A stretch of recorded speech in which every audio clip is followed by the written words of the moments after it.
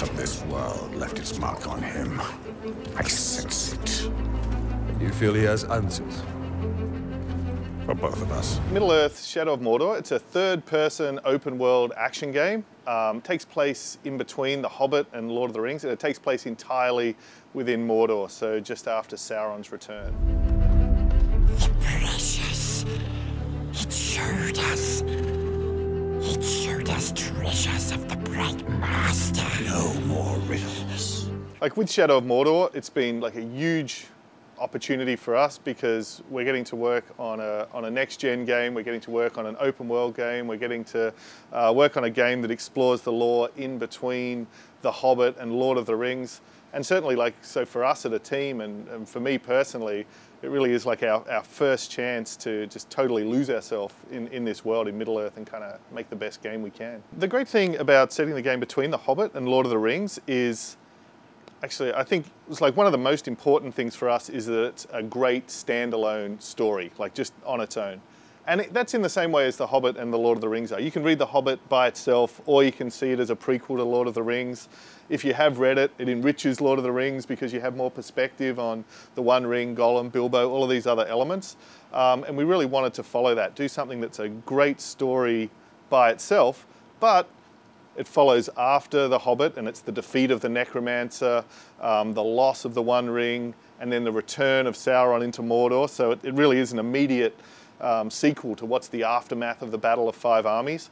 But also it's a prequel to the Lord of the Rings. So it's the setup for those events. Sauron's just returned to Mordor. He's started to rebuild his armies. We get to explore more of what's the situation in Gondor and their decay. Are they ready for Sauron's return? So we get to see sort of all of the different pieces in play.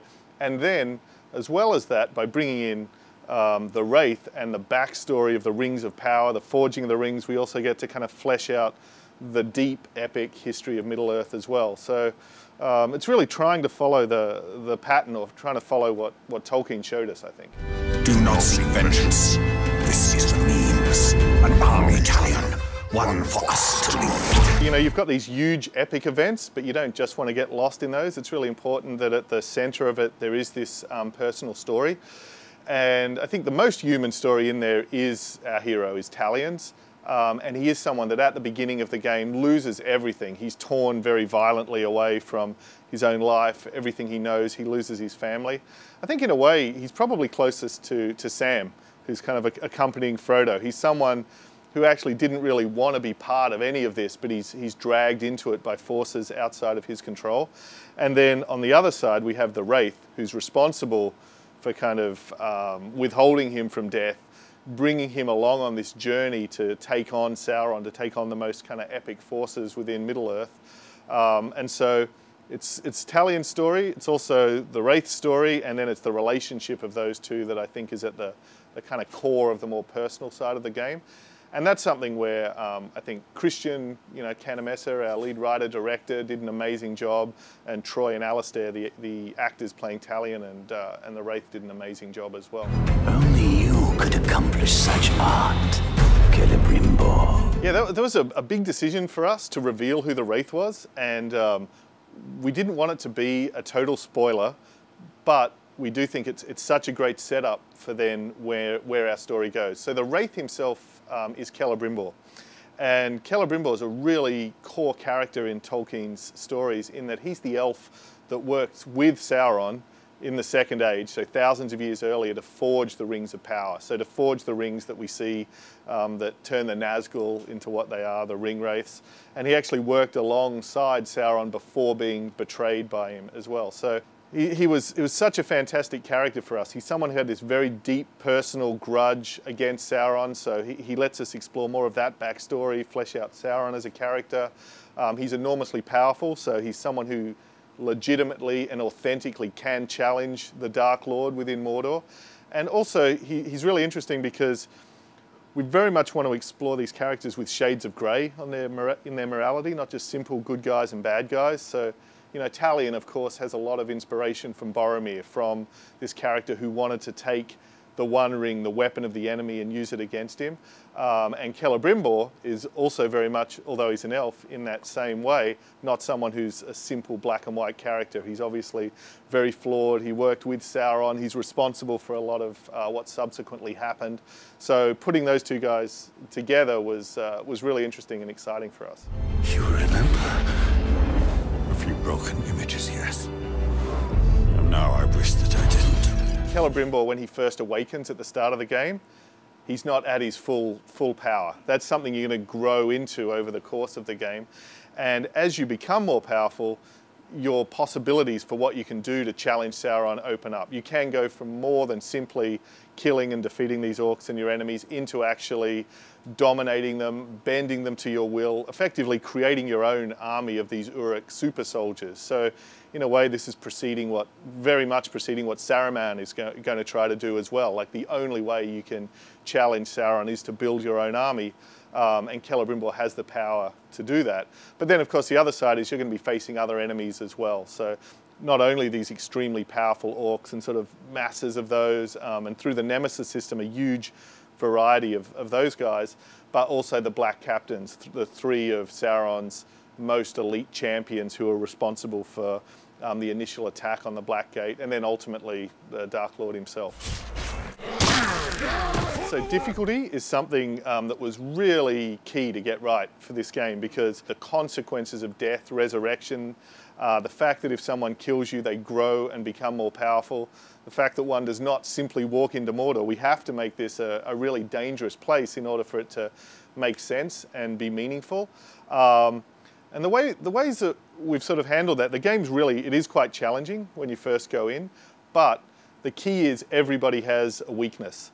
So by gathering intel, by learning about your enemies, by planning, there's always a way to take them down. And then the other thing is, as you're developing your powers as a Wraith, you do have a pretty enormous growth in how powerful you are. So if you are getting to a point where you are kind of beating your head against a wall and this particular enemy is just too powerful for you to take on now, there's either take down his weakness, take down his defenses and kill his bodyguards, or go and do something totally different, pursue the story or side missions and grow in power and then come back.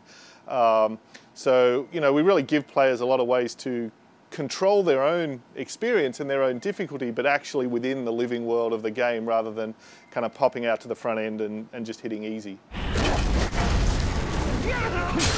Really what we did is we made the system and we let the world kind of come to life.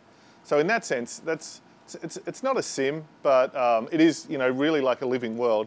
And then quite often, you know, ourselves or other people would ask us, are you going to disallow this thing? Or are you going to stop people doing this or not let them do that? And the more we sort of got through development and the more we played, we basically just said no. So really, if someone's goal is to dominate absolutely everyone or make things so powerful that they can just charge into a mission with their forces and stand back and watch that, if they've set that up, then yeah, we're not doing anything to limit people's options or not let them do that or pursue whatever strategy they want to. So yeah, balancing, you're right, was like a huge challenge, and kind of I guess the slightly cheeky answer is we just did a ton of play testing. And I don't think there's any way up front we could have known exactly how it would have evolved, because it is like this living thing. You just have to poke it and see how it reacts, and then kind of adjust on the fly. So there was a lot of iteration, a lot of balance. The good thing, you know, because it is a living world and because there's so many different tools at your disposal, I should say, whether it's using the environment or using monsters or setting guys on fire or exploiting their fears, there was always another system or some other part of the world that we could kind of tune up. The thing we really tried to avoid actually was kind of min-maxing on any strategy. So for a while, just to give an example, for a while, fires and explosions were a bit overpowered, and that was kind of a go-to strategy. But then we had so many other means we could do within the strategies of the orcs, or how they could react, or what resistances they could have to counteract that. And that was really the important thing, to sort of mix it up. So when you play, you're really going to get a huge variety of different encounters and fights and challenges, and constantly sort of studying, who is this target, what do I want to do, how am I going to adapt my strategy for him. working with Christian Canamessa, and part of why we wanted to work with him, like his experience in his other games like Red Dead, is they're very, very strong crafted stories, you know, with a beginning and a middle and an end and these amazing side characters. And that was absolutely our goal. So the main, you know, the overarching kind of epic story of Celebrimbor and Sauron and the Rings of Power and that's crafted. But then you've also got this very dynamic living world where you're making these very individual, personal, one-on-one stories with these villains, and that's completely, you know, unscripted. You can really go wild with that. And then the trick is, at certain points in the story, you know, these things cross over in really meaningful ways. So we can have very key battles or very key showdowns where the guys you're bringing into that fight are personal followers that you've crafted as you've built your own army, or, you know, the general defending this fortress in front of you is a particular nemesis who hates your guts. And then when those two things intersect, you know, it's pretty magical. That's kind of something that I personally haven't really seen. I think it's been really, really consistent that as soon as anyone gets their hands on the game, the reaction we always hear is that this really is its own thing. And I think there's two things. One, obviously the inspiration from the combat and even the stealth, the predator elements of Batman are definitely there. Like, we definitely looked at that as a starting point of the best third-person camera controls combat in the industry, so that was a foundation. But then the way that sort of takes place in the living world really is something unique. And of course, we want people to, you know, be comfortable with the controls, like to be really seamless and be able to immerse themselves. But yeah, as I say, I think as soon as people play it, it's definitely its own thing.